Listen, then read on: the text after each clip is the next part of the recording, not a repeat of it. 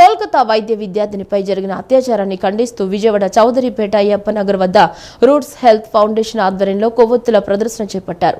స్వాతంత్ర్యం వచ్చి 7 ఏళ్లు గడుస్తున్నా మహిళలపై అత్యాచార ఘటనలు ఇంకా చోటు చేసుకోవడం ఆందోళన కలిగిస్తోందని రూట్స్ హెల్త్ ఫౌండేషన్ ప్రతినిధులు ఆవేదన వ్యక్తం చేశారు.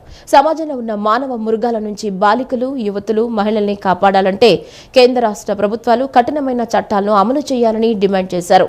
స్త్రీ ఎప్పుడైతే ఎటువంటి భయం లేకుండా స్వేచ్ఛగా తిరగగలదో అప్పుడే మనకు స్వాతంత్ర్యం వచ్చినట్లుగా ప్రతి ఒక్కరూ భావించాలన్నారు.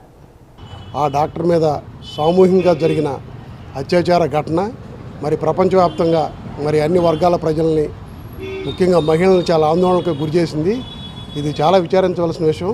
ఎందుకంటే ఎక్కడో పల్లెటూళ్ళలోనో లేకపోతే మారుమూల ప్రాంతాల్లో అత్యాచారాలు జరుగుతాయి అనుకుంటాం, కానీ ఇలా నగరం నడిబొడ్డున మరి అనేక వేల మంది ప్రజలు సంచరించే హాస్పిటల్స్లో అన్ని వందల మంది డాక్టర్స్ స్టాఫు ఉండగా ఒక హాస్పిటల్ మధ్యలో ఒక సెమినార్ హాల్లో జరిగిన అత్యాచారం ఇది చాలా మన దేశానికే మరి దురదృష్టకరం అనుకోవాలి. దీని మీద ప్రపంచవ్యాప్తంగా అనేక నిరసనలు వెల్లువెత్తుతున్నాయి.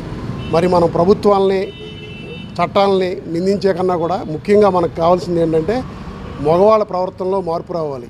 ఎవరికి వాళ్ళు ఆడవాళ్ళని గౌరవించడం, ఆడవాళ్ళని సంస్కారవంతంగా చూడటం, ఆడవాళ్ళ ప్రాముఖ్యతను తెలుసుకోవటం, మనిషిని మనిషిగా గౌరవించడం అనేది ప్రవర్తనలో మార్పులు రాకపోతే మనం ఎంత కఠినతరమైన చట్టాలు చేసినా, ప్రభుత్వాలు ఎంత కఠినంగా ఉన్నా కూడా ఇన్ని కోట్ల మంది ఉండే జనాభాలో ఎక్కడో ఒక చోట ప్రతి మూలన కూడా ఈ అత్యాచారాలు జరుగుతూనే ఉంటాయి. సంవత్సరం పిల్లకాడి నుంచి 90 ఏళ్ళు ఆడదాని వరకు కూడా ఎవరిని వదిలిపెట్టడం లేదు. పసిమొగ్గగా ఉన్నప్పుడు చిదిమేస్తున్నారు, పువ్వుగా ఉన్నప్పుడు చిదిమేస్తున్నారు. ఎందుకండి? ఆడదానికి ఆ పథకం ఇచ్చాము, ఈ పథకం ఇచ్చామని గవర్నమెంట్ చెప్పడం కాదు, ఆడదానికి భద్రత కల్పించండి. ఆడదానికి భద్రత కల్పిస్తేనే ప్రతి మగవాడికి కూడా బుద్ధి వచ్చే విధంగా ఉంటుంది. ఆడదానికి ఎన్నో మీరు చట్టాలు తీసుకొచ్చారు, కానీ ఆడదాని తలరాతను కూడా మార్చట్లేదు.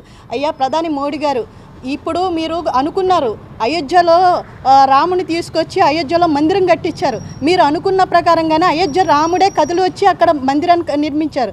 అదేవిధంగా మీరు తలుచుకుంటే ఆడదానికి భద్రత కూడా కల్పించవచ్చు.